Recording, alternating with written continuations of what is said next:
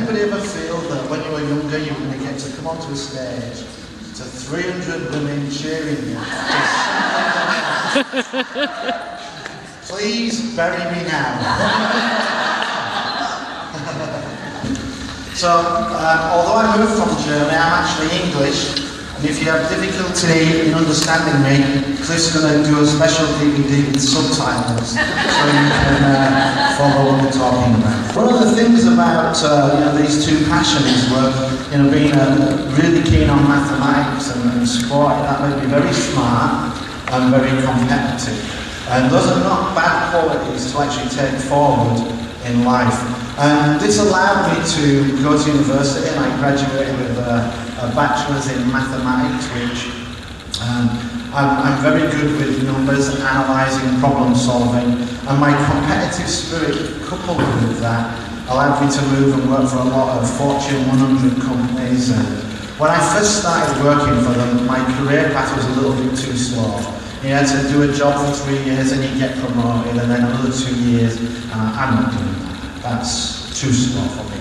So I thought, okay, how can I accelerate my progress? So I looked around for the toughest projects that nobody else wanted to do, and I dived in, and I thought I'm going to make a name for myself as a guy who gets stuff done, even the stuff that other people don't want to do. And I was very successful at that, and it led me to getting promotions. And I ran projects, and I've run projects from everything from $50,000 to $100 million global programs. I've run $200 million departments. I was a senior vice president for one of the top companies in Germany.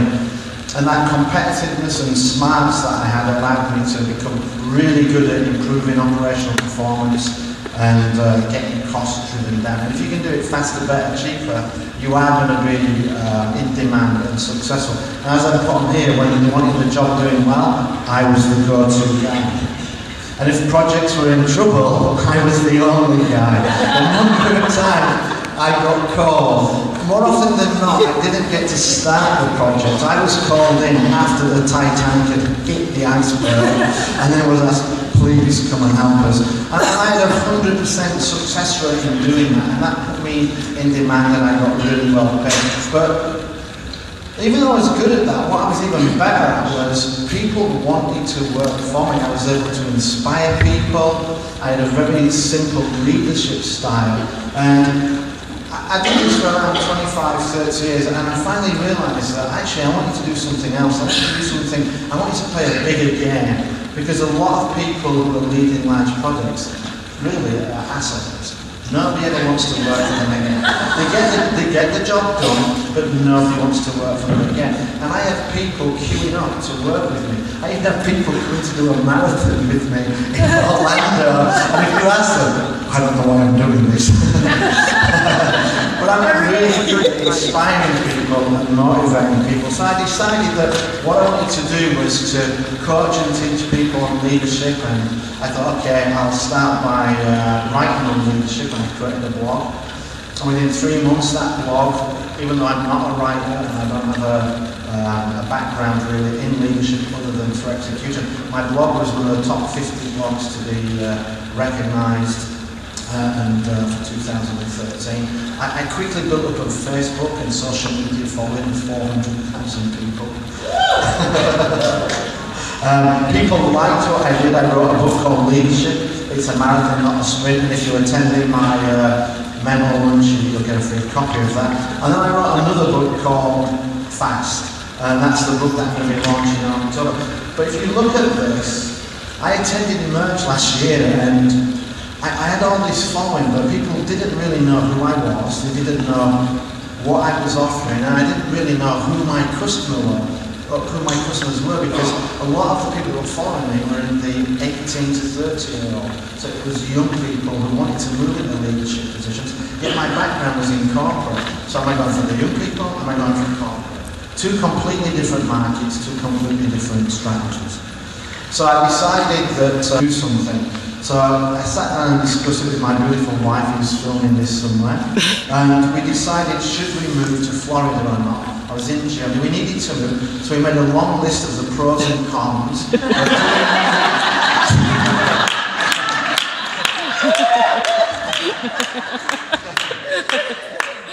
And 30 30 seconds later, I signed it for MRT.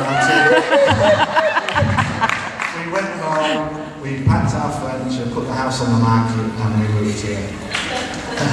So the first thing I had to do was get my marketing and branding sorted, and it was a difficult process. And Kelly actually didn't just give me one diamond there, she gave me two, which I called round one and round two. Kelly said to me, we can't see you.